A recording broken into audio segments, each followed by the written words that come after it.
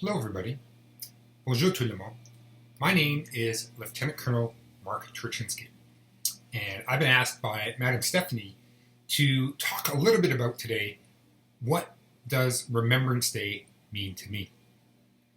When I think about Remembrance Day and what it means to me, the first thing that always comes to mind is the word sacrifice.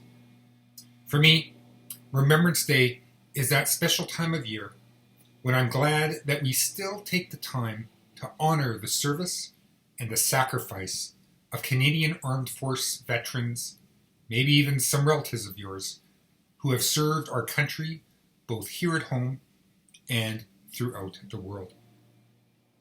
Now, whether it be in Canada, supporting natural disasters or floods, or at times of war, the first or second, or in Korea, or maybe more recently in the Balkans or Afghanistan where I have served, or places like Ukraine and Iraq, or on the oceans where Canadians are serving right now.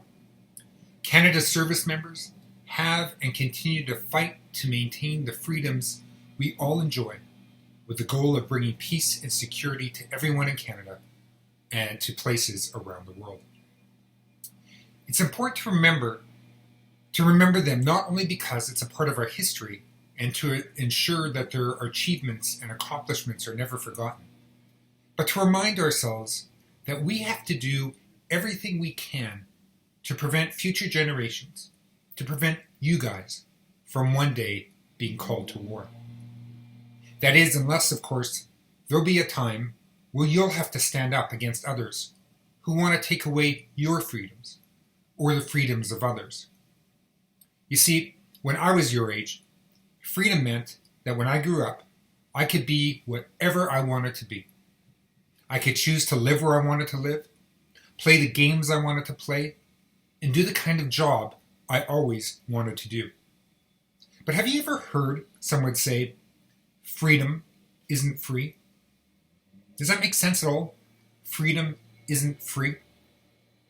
When somebody says freedom isn't free, it means they understand that women and men, some pretty young ones too, had to pay a price for us.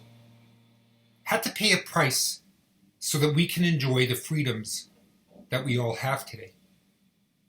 Now, when I was younger, I used to be an infantry soldier and officer, someone who carried a gun and walked around a lot. When I went to war, though, I went not to fight, but to listen and to care for the soldiers, sailors, and air personnel who were doing the fighting. Like I said before, I went to a country called Afghanistan. Actually, I've been there 5 times. Once for a very long period of time, and the others were for shorter times. Through all that, I can tell you this. War is scary. It's hard, and it's sad, and it can be confusing. At the same time, for many people, being in war can be exciting and give people a sense of purpose in life. For me, one of the most important jobs was to take care of the soldiers and their friends when they died. As a priest, it was also my job to ensure the people who did die were treated with respect and that they were honored as they made their way back home to Canada to be buried by their loved ones and their family.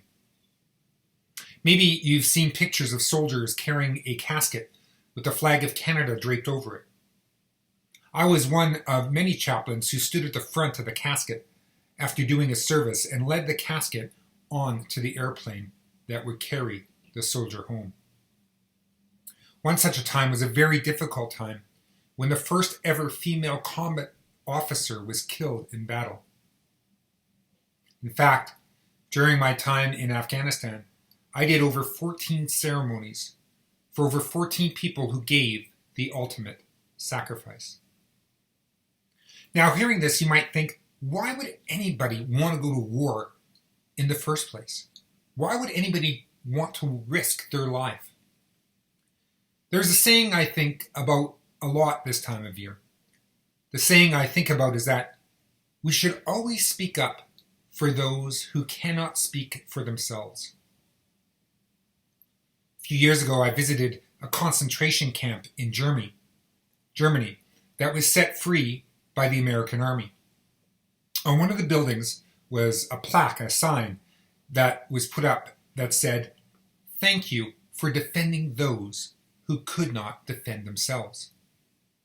Do you get that? Do you know what that means to defend others who cannot defend themselves? I think you do. It's kind of like saying that we're willing to stand up to bullying. Bullying. First, it is most important to have respect for all people, no matter how different you think they are from you. Secondly, when a bully doesn't stop bullying, you need to tell a teacher or a parent about it so that they can come and stop it. Sometimes countries are called upon to stop bullying. In order to stop bullying and to bring peace, Canada's soldiers have been called upon to stop it. The cost, though, of sending soldiers to do this is often a high one. The fact is, many people who go to war come back changed. I know it's hard for people who have never been to war to understand this. But what I would tell you to do, however, is that when you welcome a soldier back home, or when you see a veteran, or meet one for the first time, or hear about what they've been called to do, don't forget to thank them. Thank them for defending those who could not defend themselves. Thank them for giving you the freedom to be you. I'm pretty sure they'll thank you for remembering them and for remembering their sacrifice. And so to you and to everybody there at Havergal, I hope you have a very memorable Remembrance Day.